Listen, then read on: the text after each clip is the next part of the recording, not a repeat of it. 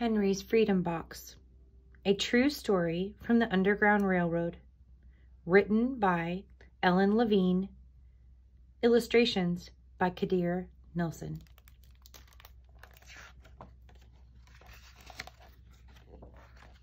Henry Brown wasn't sure how old he was.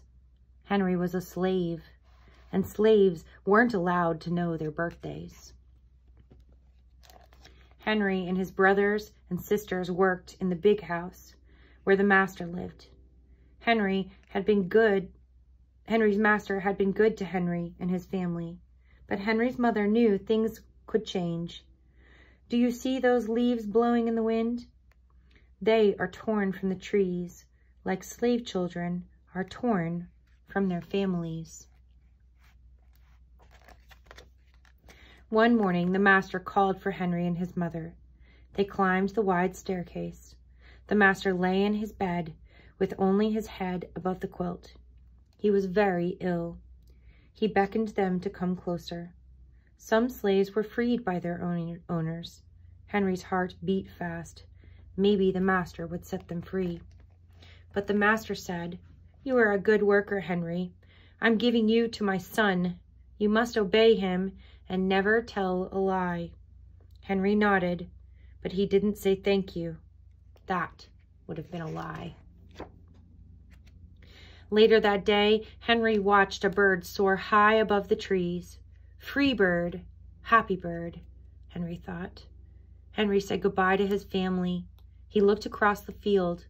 The leaves swirled in the wind. Henry worked in his new master's factory. He was good at his job. "Do not tear that tobacco leaf," the boss yelled at the new boy. He poked the boy with a stick. If you made a mistake, the boss would beat you. Henry was lonely. One day, he met Nancy, who was shopping for her mistress. They walked and talked and agreed to meet again. Henry felt like singing, but slaves didn't dare sing in the streets. Instead, he hummed all the way home. Months later, Henry asked Nancy to be his wife. When both their masters agreed, Henry and Nancy were married.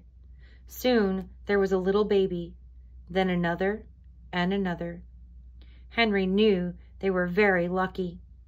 They lived together even though they had different masters. But Nancy was worried. Her master had lost a great deal of money. "I'm afraid he will sell our children," she said. Henry sat very still. Henry worked hard all morning. He tried to forget what Nancy had said. His friend James came to the factory. He whispered to Henry, "Your wife and children were just sold at the slave market." "No!" cried Henry. Henry couldn't move. He couldn't think. He couldn't work. "Twist the tobacco," the boss poked at Henry. Henry twisted tobacco leaves. His heart twisted in his chest. At lunchtime, Henry rushed to the center of town. A large group of slaves was tied together. The owner shouted at them. Henry looked for his family. "Father! Father!" Henry watched his children disappear down the road. Where was Nancy? He saw her at the same moment she saw him. He wiped away his tears. Nancy, too, was gone. Henry no longer sang. He couldn't hum. He went to work, and at night he ate supper and went to bed. Henry tried to think of happy times, but all he could see were the carts carrying away everyone he loved. Henry knew he would never see his family again. Many weeks passed. One morning, Henry heard singing. A little bird flew out of a tree into the open sky, and Henry thought about being free. But how? As he lifted a crate, he knew the answer. He asked James and Dr. Smith to help him. Dr. Smith was a white man who thought slavery was wrong. They met early the next day at an empty warehouse. Henry arrived with a box. "I will mail myself to a place where there are no slaves," he said. James stared at the box, then at Henry. "What if you cough and someone hears you?" "I will cover my mouth and hope," Henry said. Dr. Smith wrote on the box, "To William H. Johnson, Ark Street, Philadelphia, Pennsylvania." Henry would be delivered to friends in Philadelphia. Then he printed on the crate with big letters, "This side up, with care." Henry needed an excuse to stay home, or the work boss would think he had run off. James pointed to Henry's sore finger, but Henry knew it wasn't bad enough. He opened a bottle of oil of vitriol. "No," cried James. Henry poured it on his hand. It burned his skin to the bone. Now the boss would have to let him stay home. Dr. Smith bandaged Henry's hand, then arranged to meet the next morning at 4 o'clock. The sun was not yet up when Henry climbed into the box. "Ready?" he said. James nailed down the lid. Dr. Smith and James drove to the station. The railway clerk tipped the box over and nailed a paper to the bottom. Dr. Smith begged the clerks to be careful, but they didn't listen. They threw the box into the baggage car. Hours passed. Henry was lifted up and thrown again, upside down. He heard waves splashing. This must be the steamboat headed for Washington, D.C. The ship rode smoothly, but Henry was still upside down. Blood rushed to his head. His face got hot. His eyes ached. He thought his head would burst. He was afraid to move. Someone might hear him. "I'm tired of standing," someone said. "Why don't we move that box and sit on it?" said another. Henry held his breath. Could they be talking about his box? Henry was pushed. The box scraped the deck. Now he was on his right side, now his left, and suddenly, right side up. "What do you think is in here?" the first man said. "Mail, I guess," said the other. "I am mail," thought Henry, but not the kind they imagine.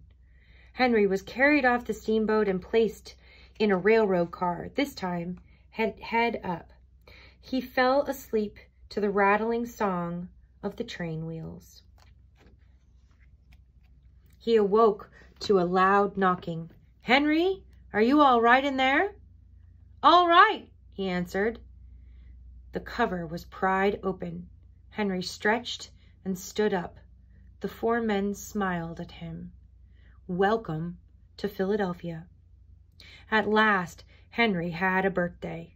March 30th, 1849, his first day of freedom. And from that day on, he also had a middle name. Everyone called him Henry Box Brown. Author's note: in the mid-1800s, there were about 4 million slaves living in the United States. Slaves were owned like tables or cows or wagons. Historians believe between 60,000 and 100,000 slaves escaped to freedom traveling on what was called the Underground Railroad. The Underground Railroad wasn't a real railroad. It was all the secret ways slaves made their way from the south to the north.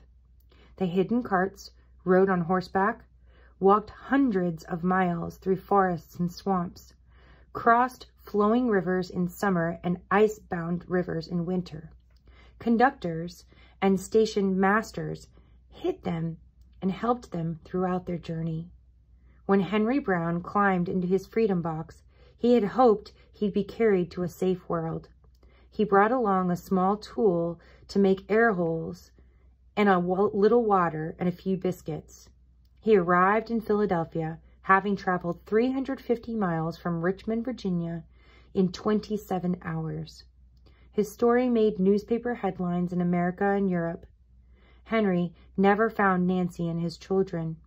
In 1850, he went to England, and there are some reports that he married again.